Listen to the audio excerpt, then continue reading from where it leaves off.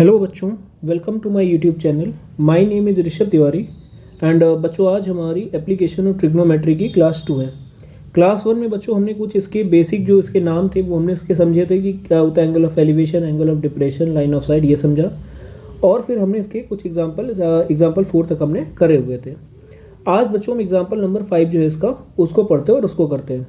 ठीक है बच्चों, तो कल की तरह मैं आपको फिर से 30 सेकंड दे रहा हूँ ताकि आप भी इस क्वेश्चन को पढ़ लीजिए पहले एंड देन हम लोग करते हैं। क्वेश्चन आप अपनी जो एनसीईआरटी की बुक है उससे पढ़िएगा।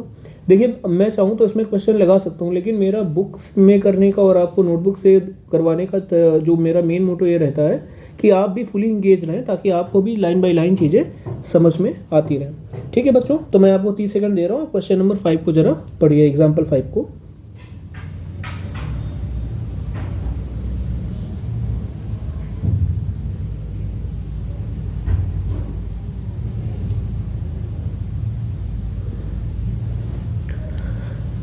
ठीक है बच्चों, आई होप आपने जो एक क्वेश्चन था उसको पढ़ लिया होगा।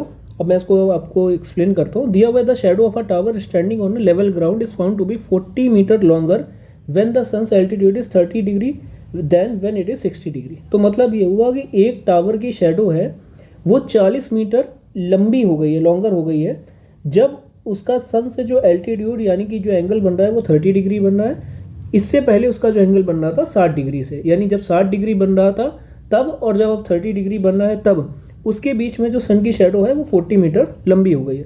तो उसने हमसे कहा है find the height of the tower, तो टावर की हाइट बतानी है।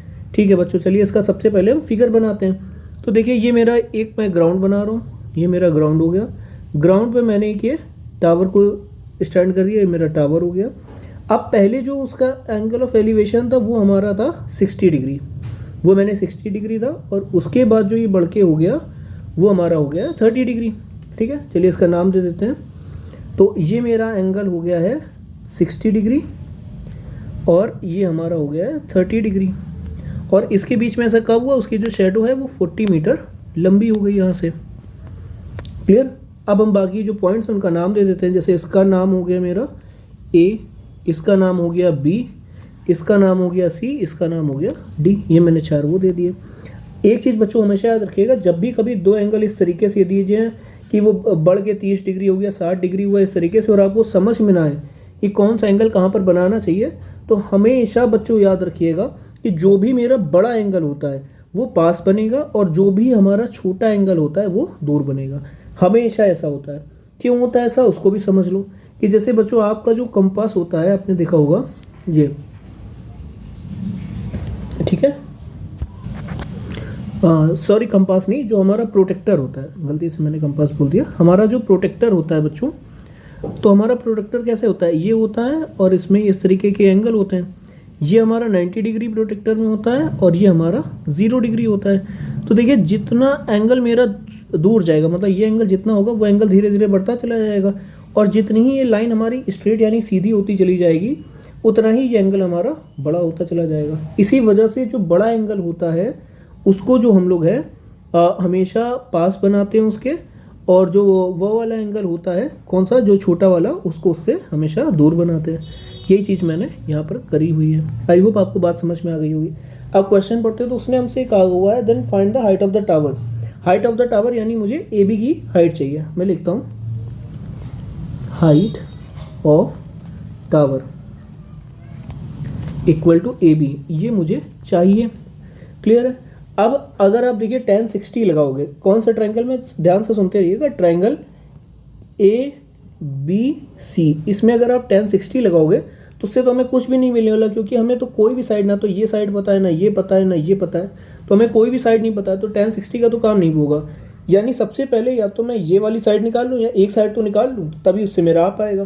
तो उसके लिए हम जो अपना बड़ा वाला ट्रायंगल है, ट्रायंगल ए डी बी, ये ट्रायंगल हम इसमें लेंगे। तो चलिए बच्चों इसको लेते हैं। मैं लिखता हूँ in triangle A D B, triangle A D B में ध्यान से देखिएगा tan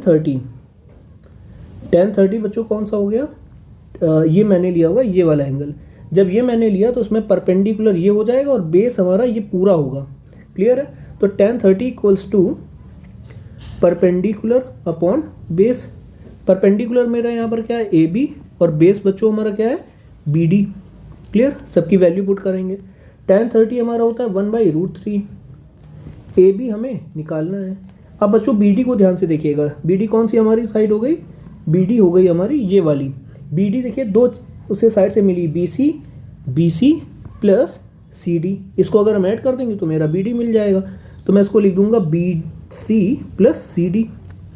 अब 1/√3 equal to A B upon B C की बच्चों वैल्यू कितनी है हमारी, बी सी की जो वैल्यू है वो भी अभी हमें नहीं पता है, और सी डी हमारा कितना है 40 है, मैंने लिख दिया।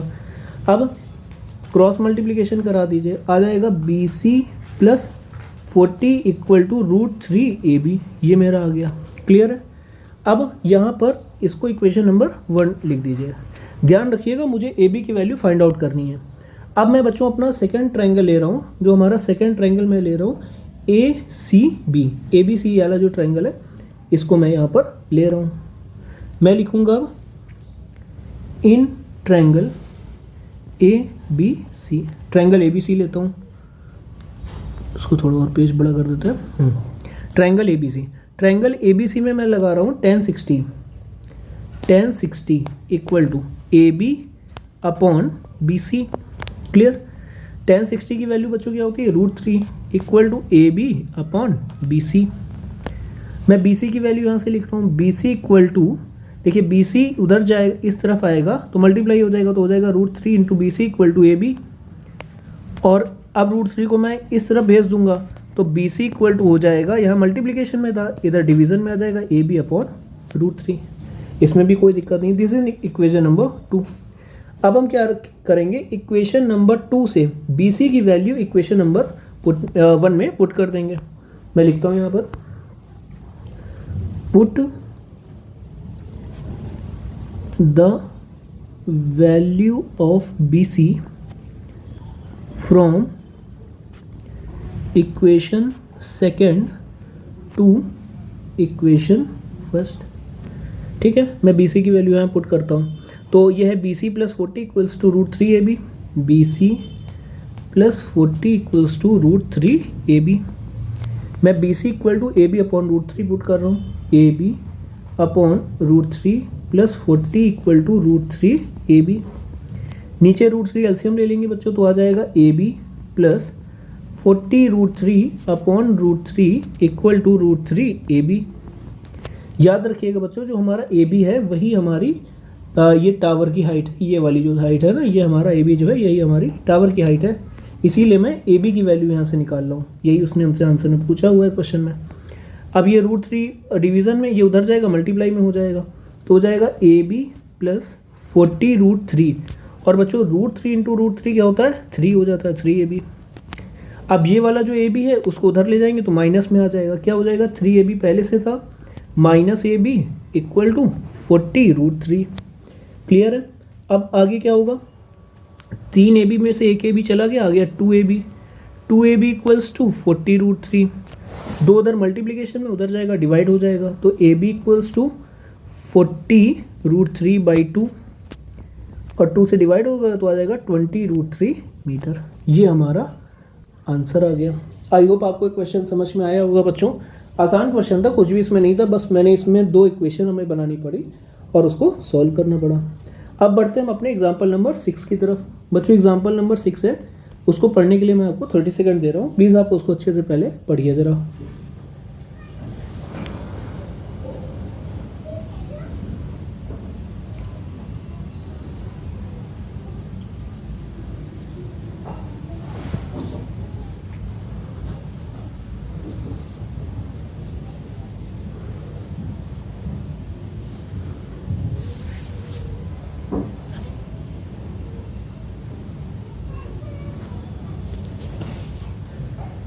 ओके, आई होप बच्चों आपने एग्जाम्पल पढ़ लिया होगा, और अगर किसी ने नहीं पढ़ा है तो वीडियो को पॉज करके उसको देख ले। मैं इसको समझाता हूँ।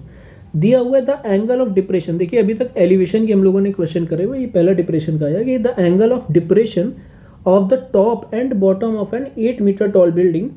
अब कोई एक एंगल ऑफ डिप्रेशन यानी कोई ऊपर से एक बिल्डिंग को देख रहा है जो 8 मीटर लंबी बिल्डिंग है, उसके टॉप और बॉटम को, और उसका जो एंगल ऑफ डिप्रेशन है वो 30 डिग्री टॉप के लिए और बॉटम के लिए 45 डिग्री रिस्पेक्टिवली। देखिए हम लोग जनरली जो रिस्पेक्टिवली वाला वर्ड है ना उसको इग्नोर कर देते हैं कि अरे रिस्पेक्टिवली तो ऐसे लिखा हुआ है।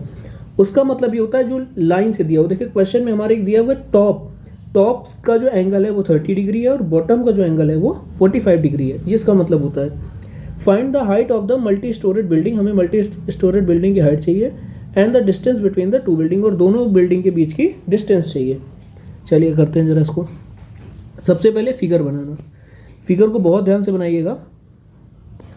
दिया हुआ है कि द एंगल ऑफ डिप्रेशन, ठीक है। अब दो हमारे पास सामने इसमें बिल्डिंग समझ में आ रही है कि एक 8 मीटर टॉल बिल्डिंग है, उसको देखा जा रहा है एक मल्टी स्टोरेड बिल्डिंग से।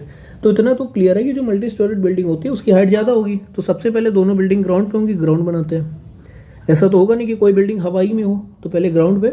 अब बच्चों हम बिल्डिंग, जैसे ये मेरी हो गई छोटी वाली बिल्डिंग जो 8 मीटर वाली थी, क्लियर, और ये वाली हो गई हमारी मल्टी स्टोरेड बिल्डिंग, ये हमारी मल्टी स्टोरेड बिल्डिंग हो गई। इसको ज़रा मैं फिल कर देता हूँ ये gap,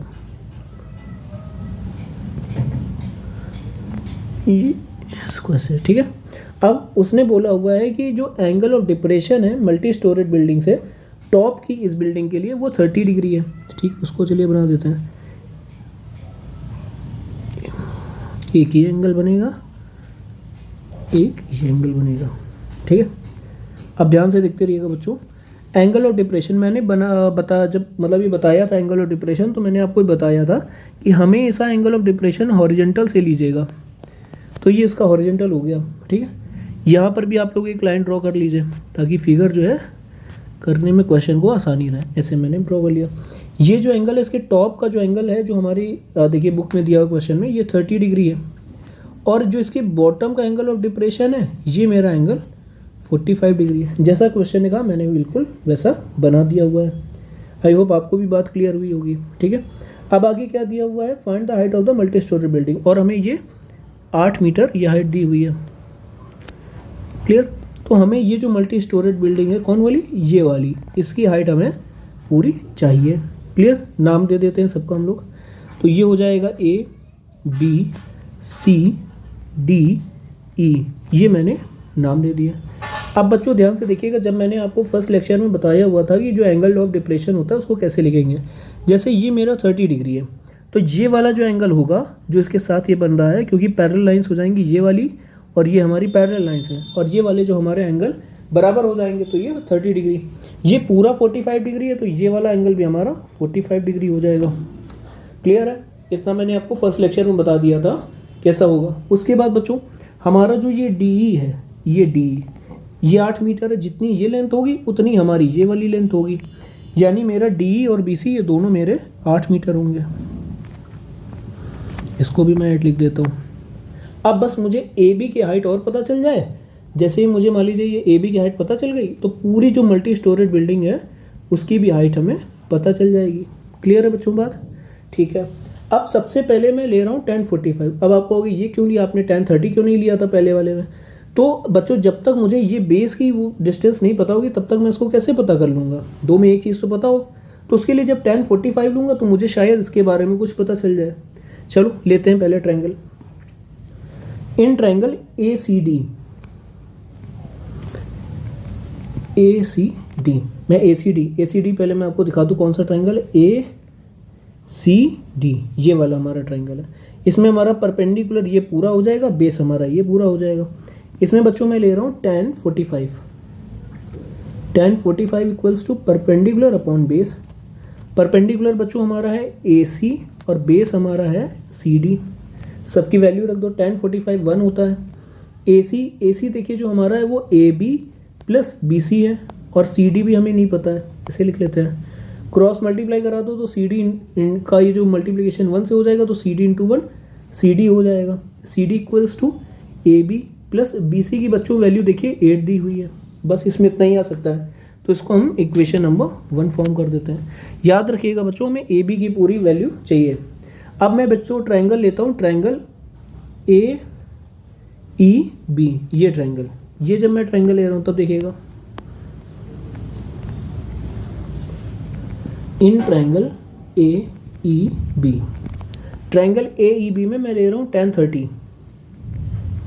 1030 equals to A B upon B E, A B upon B E. tan 30 की बच्चों वैल्यू होती है 1/√3 ए बी की वैल्यू तो हमें पता नहीं है। और बच्चों ध्यान से देखना जरा, जो मैं आपको बताने का ट्राई कर रहा हूँ कि ये देखिए, ये हमारी बी ई है, ये बी ई हमारी सी डी के ही बराबर होगी। बिल्कुल सही बात है, यानी जितना बी होगा सी डी होगा, यानी मैं बी ई की जगह सी डी लिख सकता हूँ। तो चलिए मैं इसको लिख देता हूँ, बी ई की जगह सी डी। क्लियर। अब सी डी इक्वल्स टू निकालते हैं, क्रॉस मल्टीप्लिकेशन फिर से करता हूँ, तो ये इधर चला जाएगा, ये इधर आ जाएगा क्रॉस मल्टीप्लिकेशन में, तो आ जाएगा सी डी इंटू 1, तो सी डी रहेगा और √3 A B. This is equation number 2। अब इक्वेशन नंबर 2 से सी डी की वैल्यू इक्वेशन नंबर 1 में पुट करना है, तो हम लिखेंगे put the value of C D in equation number 1। Equation number 1 में सी डी की वैल्यू पुट कर देंगे। तो हमें दिया हुआ था C D equal to A B plus 8, तो सी डी की जगह आ जाएगा √3 A B equal to A B plus 8। इस ए बी को इधर ले जाएंगे तो हो जाएगा √3 A B minus A B equal to 8।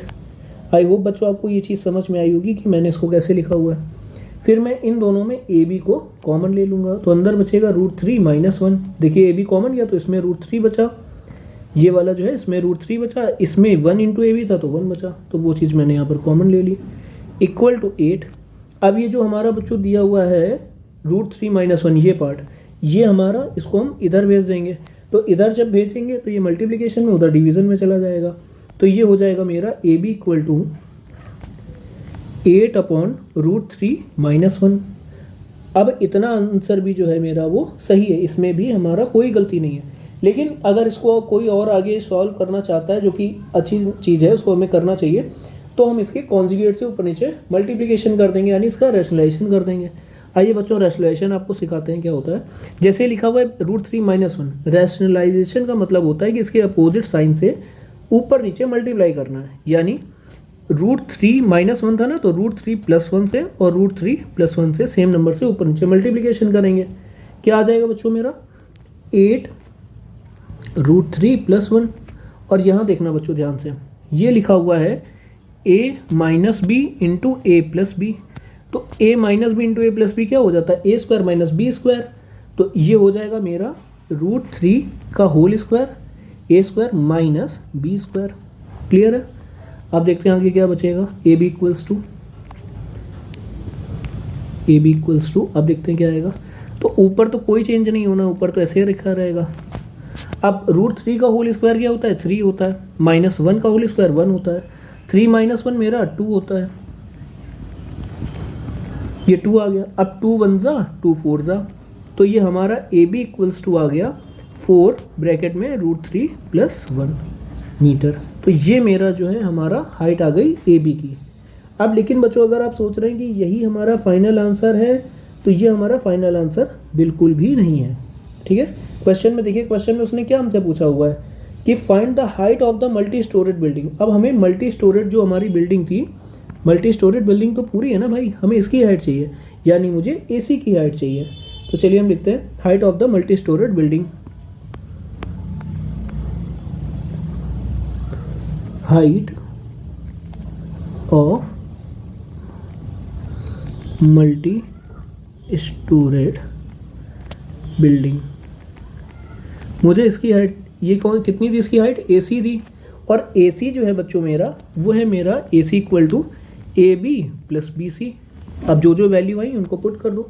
AB है मेरा 4 √3 प्लस 1, और प्लस बच्चों फिगर में आप अपने उसमें देखिएगा नोटबुक में BC हमारा 8 है, तो मैं प्लस 8 कर दूंगा। क्लियर। तो ये इसको ओपन करूँगा, हो जाएगा 4 √3 प्लस 4 प्लस 8, मल्टीप्लिकेशन करने पे ब्रैकेट ओपन करा ना, तो 4 का मल्टीप्लिकेशन √3 से 4 √3, 1 इंटू 4 4 हो जाएगा, 4 √3 8 प्लस 4 12। तो मेरा जो AC यानी मल्टी स्टोरेज बिल्डिंग की जो हाइट है वो इतने मीटर आ गई। ये तो हो गया मेरा आंसर। इसमें देखिए एक क्वेश्चन और इसमें ऐड करा गया है कि and the distance between the two building, यानी दोनों ये जो बिल्डिंग है ना, कौन सी, एक ये बिल्डिंग और एक ये बिल्डिंग, इनके बीच की डिस्टेंस भी हमें बतानी है, यानी मुझे CD की भी वैल्यू चाहिए। अब बच्चों देखिए मेरा जो AB देखिए ये आ गया हुआ है, AB ये आया हुआ है, और सी डी किसे उससे जो हमारी रिलेशन बना हुआ था वो ये बना हुआ है, C D equals to √3 AB। यानी मैं ए बी की जो वैल्यू है वो इक्वेशन नंबर 2 में पुट कर दूंगा। अब मैं यहाँ पर लिख रहा हूँ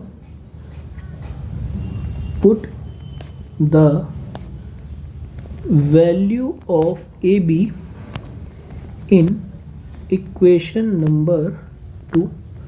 इक्वेशन नंबर 2 में पुट करूँगा। ए बी की बच्चों क्या वैल्यू थी, देखिए ए बी की है 4√3 + 1, 4√3 + 1, ये अभी अभी हम लोगों ने फाइंड आउट करी थी। और इक्वेशन नंबर 2 बच्चों क्या है, इक्वेशन नंबर 2 है हमारी C D equal to √3AB। Equation number 2 है हमारी C D equal to √3AB, इसमें पुट करना है। चलिए पुट कर देते हैं। √3 तो ऐसे ही रहेगा और ए बी है हमारा 4 ब्रैकेट में √3 + 1 ऐसे लिखा हुआ है।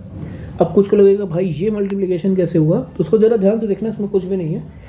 पहले हम लोग जो ब्रैकेट के अंदर वाला है ना उसका मल्टीप्लिकेशन अंदर करा लो। 4 × √3 4√3 + 1 × 4 4 हो गया। अब √3 का अंदर करा लो तो 4 × अब बच्चों √3 × √3 क्या होता है 3 हो जाएगा, प्लस 4√3, तो 4 3 12 प्लस 4√3, ये हमारा जो है इसकी वैल्यू आ गई। अब चाहो तो आप इसमें सी डी की जो वैल्यू है 4 कॉमन ले लो, वरना यहाँ तक भी कर दोगे तब भी कोई दिक्कत नहीं। 4 कॉमन करा तो अंदर √3 + 3 आ जाएगा। इससे देखिए √3 बचा और इससे 4 3 12 होता है तो 3 आ गया।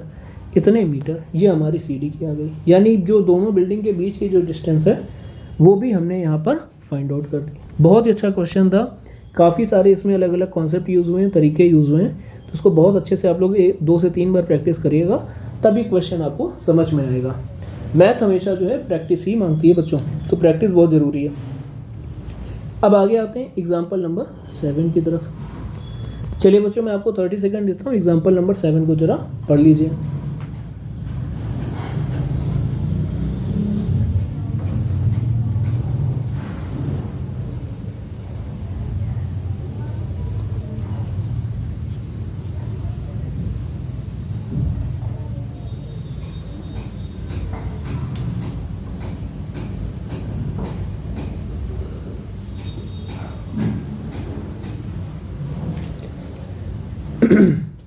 ओके, आई होप आपने बच्चों एग्जाम्पल पढ़ लिया होगा और ये हमारा लास्ट एग्जाम्पल भी है हमारी बुक में।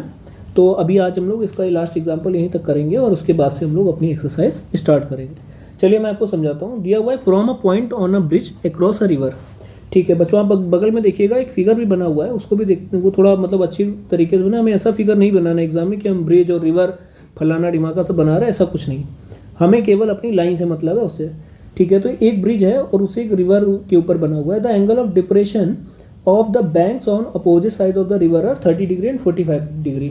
अब ब्रिज के ऊपर से एक पॉइंट से जो एंगल ऑफ डिप्रेशन जो लिया गया है वो अलग अलग जो उसकी बैंक मतलब किनारे जो रिवर के जो किनारे उनका जो एंगल ऑफ डिप्रेशन है वो 30 डिग्री और 45 डिग्री लिया गया है। If the bridge is at a height of 3 metre from the bank, जो हमारे ब्रिज की जो हाइट है बैंक से वो 3 मीटर है, तो उसने कहा है find the width of the river. तो हमें जो पूरी रिवर की विड्थ है यानी हमारी नदी कितनी चौड़ी है वो हमें निकालनी है। अब इसका फिगर देखिए हम लोग कैसे बनाएंगे। सबसे पहले बच्चों हमने मान लिया कि जो हमारी रिवर की जो पहले हम लोग विड्थ बना लेते हैं कि हमारी रिवर की जो विड्थ है वो इस तरह से है। ठीक है, अब उसके बाद हमारा जो ब्रिज पे एक पॉइंट मान लीजिए मैंने यहाँ पर ये लिया हुआ है, ये पॉइंट है मेरा ब्रिज पे। पॉइंट गायब हो गया है क्योंकि ये भाई बंद हो जा, ये जी मेरा ब्रिज पे एक पॉइंट है। अब कहोगे ब्रिज हवा में कैसे आ गया, तो चलिए मैं एक ब्रिज का भी बना लेता हूँ कि ब्रिज तो हवा में नहीं आ सकता ना, ये बात तो सही है। तो ये मैंने ब्रिज का जो बेस है उसको बना लिया। ठीक, अब ब्रिज पे ये पॉइंट है। अब इस पॉइंट से जो नदी के दोनों बैंक्स है उनका जो हमारा एंगल ऑफ डिप्रेशन है वो दिया गया। तो दोनों बैंक्स के लिए मैं एक लाइन ड्रॉ कर लेता हूँ। एक लाइन ये आ गई और एक लाइन बच्चों हमारी ये आ गई, ये दोनों उसके बैंक को कवर कर रही है लाइन। अब यहाँ पे जो उसका एंगल ऑफ डिप्रेशन है वो हमारा कलर चेंज कर लेते हैं, इस बार हरा कर लेते हैं। तो ये मेरा 30 डिग्री भाई, ये मेरा 30 डिग्री और ये मेरा 45 डिग्री एंगल ऑफ डिप्रेशन। ठीक, उसके बाद इसकी जो हाइट है हमारी ब्रिज की दी हुई है वो हमें दी हुई है क्वेश्चन में 3 मीटर। क्लियर है, वो हमने 3 मीटर बना दी। तो अब हमें इस पूरी जो रिवर की विड्थ है उसकी वो चाहिए। पहले तो नाम दे देते, ये हो जाएगा ABCD, मैंने 4 ये ऐसे नाम दे दिए।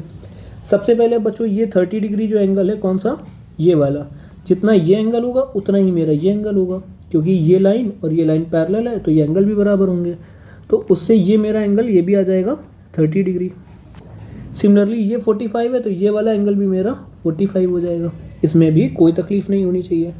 ठीक है, अब रिवर की विड्थ की बात कर रहा है कि रिवर की विड्थ फाइंड आउट करनी, तो रिवर की विड्थ बच्चों कौन सी है, चौड़ाई जो है हमारी ये BD वाली है, हमें BD की वैल्यू चाहिए, लेकिन अब BD एक साथ नहीं आएगी, अलग अलग आएगी। सबसे पहले हम क्या करेंगे, ट्रायंगल लेंगे ABC, ये जैसे बच्चों ट्रायंगल लिया तो उसमें देखो एक साइड ये पता है तो ये मेरा आ जाएगा। अगली बार मैं ट्रायंगल लूँगा ये वाला, तो हमें ये साइड फिर से पता है तो ये आ जाएगी, और दोनों को ऐड कर देंगे हमारी नदी की चौड़ाई आ जाएगी। अगर आपको अभी इससे समझ में आ गया तो आप वीडियो पॉज करके खुद से ट्राई करिए, जब लगे कि अभी नहीं हो रहा है तो फिर आप मेरी वीडियो को देखकर समझ सकते हैं। चलिए करते हैं ज़रा, मैं ले रहा हूँ इन ट्रायंगल ABC जब लिया तो यहाँ पर लूँगा मैं tan 30 perpendicular upon base, perpendicular AC है, बेस हमारा BC है, tan 30 की वैल्यू 1/√3, AC हमारा बच्चों कितना है 3 और BC हमको निकालना है। चलिए तो अब इसका क्रॉस मल्टीप्लिकेशन करा दो तो BC × 1 आ जाएगा BC और ये आ जाएगा 3√3 मीटर, ये हमारा BC आ गया। अब मैं दूसरा बच्चों जो ट्रायंगल ले रहा हूँ वो ट्रायंगल ले रहा हूँ ACD, इस ट्रायंगल को ले रहा हूँ, ध्यान से देखिएगा इसको, इन ट्रायंगल ACD, इसमें मैं ले रहा हूँ tan 45 equals to perpendicular upon base, perpendicular है मेरा AC अपॉन बेस है हमारा CD, क्लियर। tan 45 की वैल्यू 1, AC हमारा 3 है और ये CD, इस CD का मल्टीप्लिकेशन उधर कर देंगे तो आ जाएगा CD × 1, CD equals to 3 metre, clear. अब हम आगे लिखेंगे width of the river, so width of the river. बच्चों अगर आपको लग रहा है कि इसमें राइटिंग मेरी बहुत ही गंदी आ रही है, वो मैं समझ रहा हूँ, क्योंकि मैंने टैब में मैं फ़र्स्ट टाइम ऐसे लिख रहा हूँ, तो टैब में मेरी उतनी प्रैक्टिस नहीं है चीज़ों को लिखने की, इसी वजह से सर। तो विड्थ ऑफ द रिवर है हमारी BD। अब बच्चों ध्यान से देखिएगा पहले इधर BD हमारा क्या है BC + CD, तो यानी BD को मैं लिख सकता हूँ BC + CD।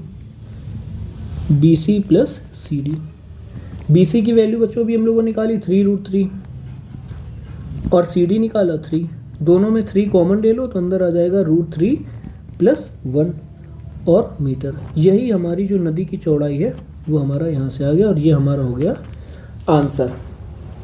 तो आई होप बच्चों आपको ये जितने क्वेश्चन हैं ये चीज़ें समझ में आई होंगी। अभी तक मैंने इसके जितने एग्जाम्पल थे हमारे एप्लीकेशन ऑफ ट्रिग्नोमेट्री के वो करवा दिए। देखिए बोर्ड में इससे हमेशा 1 से लेकर के 2-3 तक क्वेश्चन आराम से मिल जाते हैं, तो ये चैप्टर से क्वेश्चन तो ज़रूर आने हैं। और ये चैप्टर अगर जिसको ट्रिको आ गई है समझ में, उसके लिए चैप्टर बहुत ही आसान है, बस क्वेश्चन को पढ़ना आना चाहिए और उसका फिगर बना लो। अगर दोनों चीज़ें सही बनी है तो ये क्वेश्चन एकदम आराम से हो जाएगा। तो आप क्वेश्चन को सही से पढ़िए, कैसे मैं पढ़ रहा हूँ, फिर फिगर बनाइए, उससे चीज़ें हो जाएंगी। अब अगली क्लास से हम लोग जो इसकी एक्सरसाइज है, आई थिंक एक ही एक्सरसाइज है 9.1, उसको हम लोग सॉल्व करेंगे एंड उसके क्वेश्चन देखेंगे। तब तक आप लोग भी एक्सरसाइज को ट्राई करिए अपने आप से एंड जैसा हो फिर उसको आगे हम लोग करेंगे। ठीक है बच्चों, थैंक यू सो मच।